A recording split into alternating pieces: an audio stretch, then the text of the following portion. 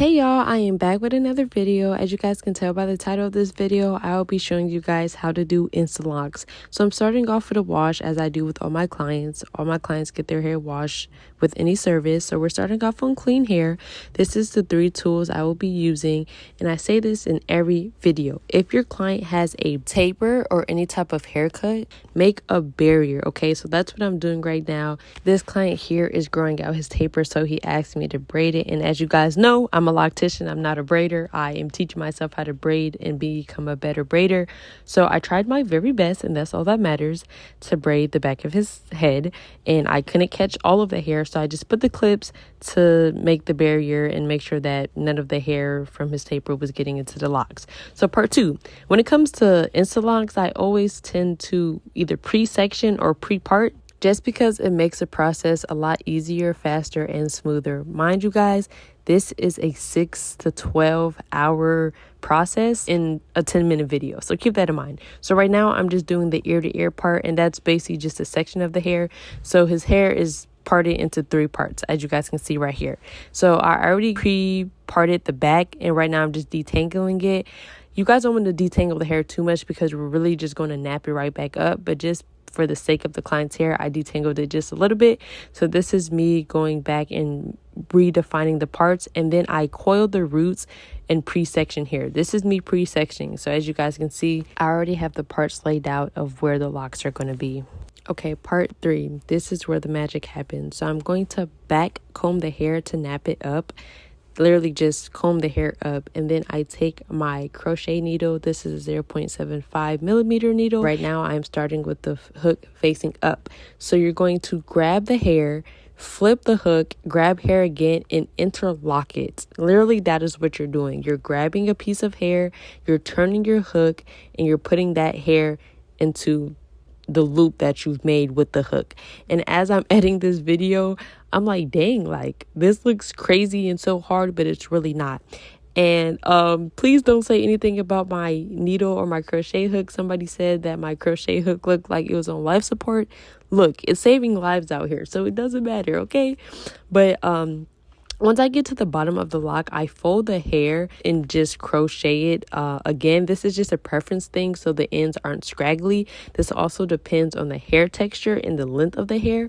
And once I go down all the way to the bottom, I go up again, doing the same method, grabbing the hair, and then I go up. And then when I get to the top, I see that it needs to be done again, so I go back and go down the lock. I do this about 2 to 3 times. It really depends, like I said, on the hair texture and just how tight the crochet is. If I feel like it needs to be tighter, I might do this 4 or 5 times. And like I said, this is a lengthy process. So this is what the locks look like once it's done. And as you guys can see, I went back and fixed it a little bit more just because I didn't like it, but this is me doing it again. And like I said, the hair needs to be tangled, so we're going to up comb it again, or back comb it, whatever you want to call it, and we're going to take that crochet needle and we're going to loop the hair. You need to do it fast, because if you do it slow, the hair might fall off the hook. So that's why it looks so crazy and so fast. This is not sped up, this is real time.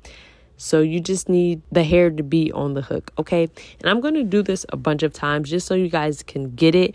Like I said, this can be anywhere from a 6-hour to 12-hour process, sometimes even more, depending on the length of the hair and the texture of the hair. And again, like I said, when I get to the bottom of the lock, I just fold it up so it's not strangly. But again, this is a preference thing. So this is what they look like so far. There were some straggly pieces, so I went back and fixed it. As you guys can see, some of the hair is a little bit frizzy, so I went back and fixed it. So this is what they look like. So right now, this is the client just making sure that this is the size that he wants. Service providers, please check in with your clients and make sure that they're getting what they asked for and what they paid for. And clients, please don't be afraid to speak up. So this is me just doing the same method again. While I'm doing this lock, I'm going to talk about Insta-locks a little bit more and just give you guys some knowledge on Insta-locks. So if you're not wanting to wait for your hair to lock up, I think this is the best technique to lock your hair. The only con that I have seen is that they're pretty stiff, and I always advise my clients to get a style when they're getting Instalocks. And if they don't want to style, I always tell them to steam them in the shower or mist them often, because they can be stiff from anywhere to like 3 to 7 days depending on the hair texture and the length of them as well. I feel like that plays a big part. Also, this is just kind of off topic.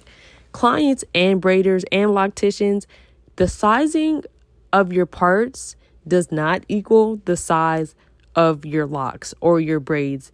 If you have very thin hair, you're going to need bigger parts for bigger braids or bigger locks. If you have very, very thick hair, your parts might be super small and your locks still might be pretty big, just because of the hair density and the hair texture. So that's just something I wanted to throw out there.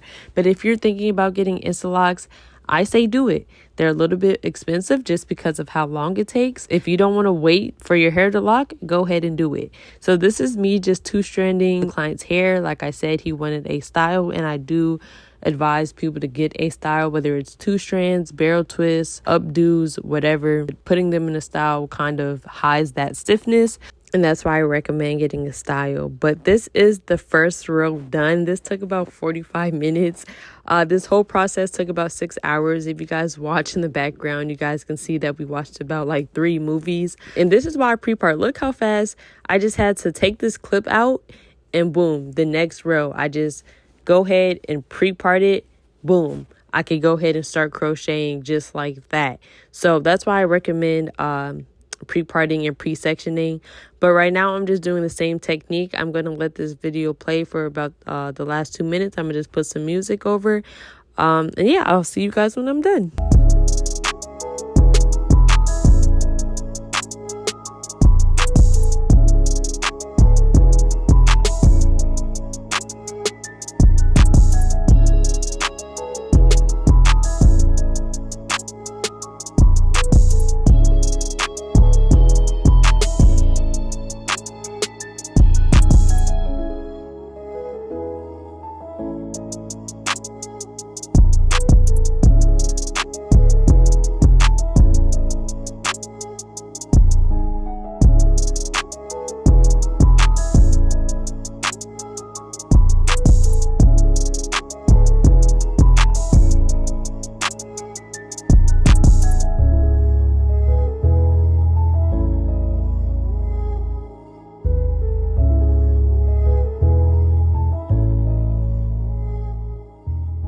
Another thing I want to say is service providers, whether you're a loctician or braider, please be patient with your clients. As you guys can see, this client is getting tired. We're both tired. We've been sitting, he's been sitting for about 5 hours already. He's not putting his head straight. He's leaning his head all different type of ways. Also, clients, please be patient with your hairdresser.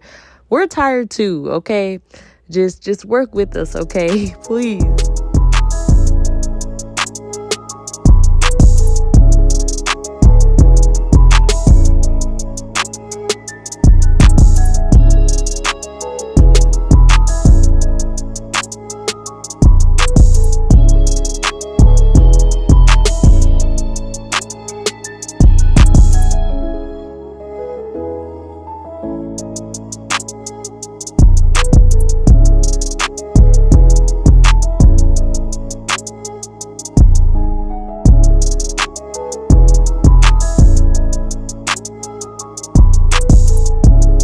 6 hours later and we are finally done. This client has a full head of locks with a beautiful style. I'm finishing off with some mousse.